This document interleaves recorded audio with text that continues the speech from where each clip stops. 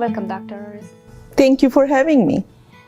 So our today's video topic is how to manage our stress and how food can manage the stress. Dr. Aris, what is stress and what causes stress? Actually, stress is a feeling of overwhelmness, and then everyone handles their situation in a different way. It can be acute or it can be chronic.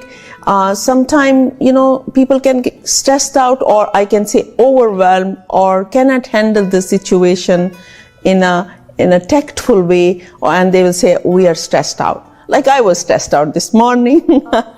I had a lot of things going on, and I had to do payroll. I had a couple of meetings, and then I had to come here to do the recording. So I was kind of stressed out. And I was like feeling very down, and because I felt overwhelmed. So, but we have to learn how to deal with our overwhelmness.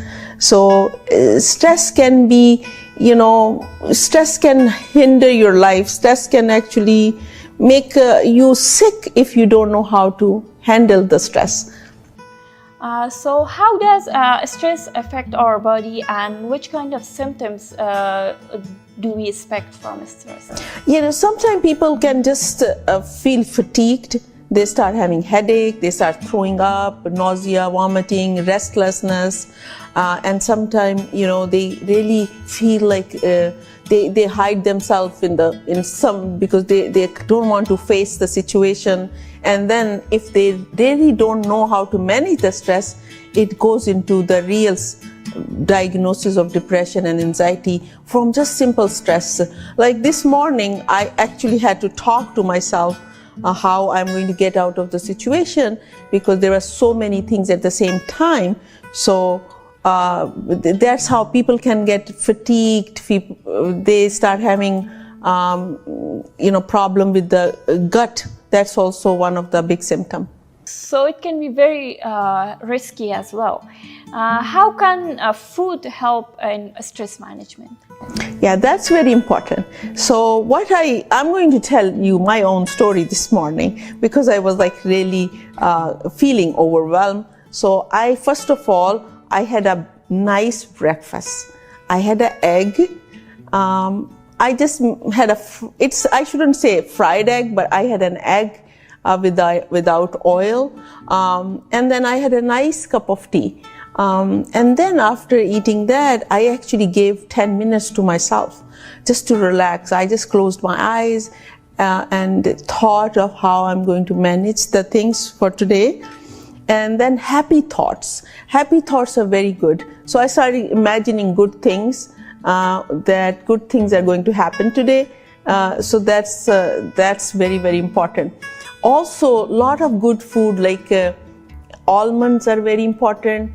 We have to keep our immune system good.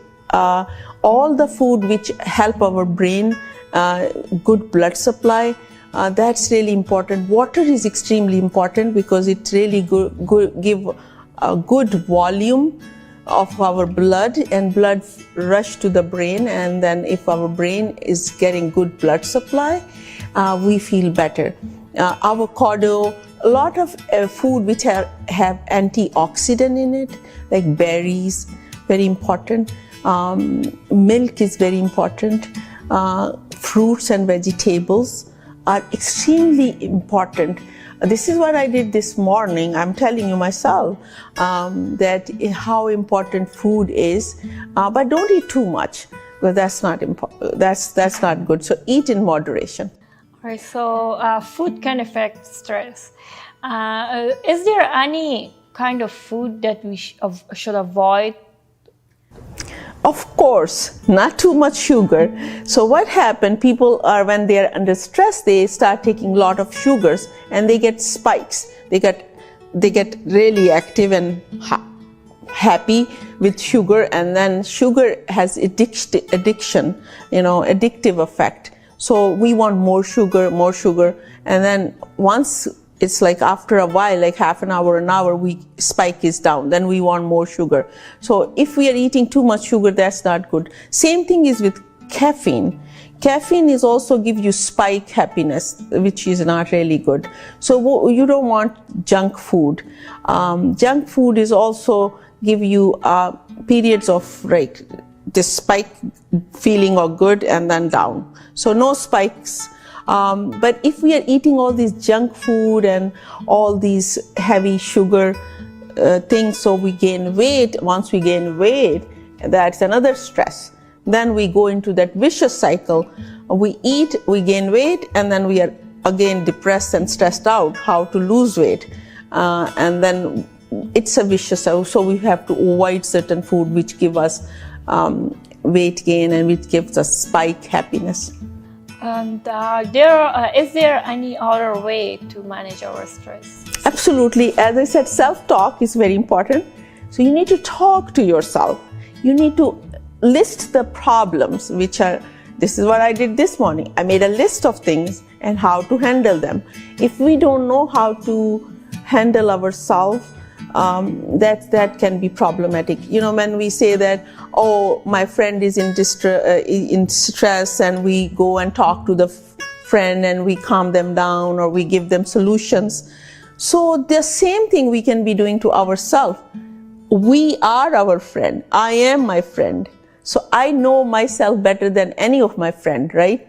So I first find out what's going on with myself and find a solution. If I cannot find a solution within myself, then I talk to my loved one or my sincere friends or my spouse or anyone around you. So talking to people around you who you know they are sincere and they will guide you.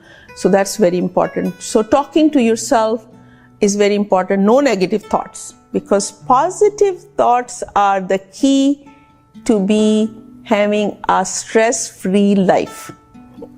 So anytime you have a stress, you need to first think with the open mind, happy mind.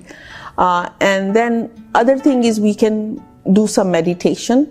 Sometime I will tell you what I do. My life is pretty busy. So what I would do is I will take 5 minutes and I will actually sit down, take a deep breath, close my eyes, and I drink water. And I'll drink water in 3 or 4, 1 glass of water, I'll drink it in 3, 4 times. I don't gulp it, I'll just drink slowly. So drinking water, meditation again in one way or the other, yoga is very important. So also praying is very important. So I do pray whenever I stressed out. So different people find different way, but the bottom line is we have to be spending some time with ourselves and find solution within. If we cannot find solution, then we talk to people. All right. Thank you so much, Dr. Aras, for all helpful tips and information. I hope that this will be helpful for the audience.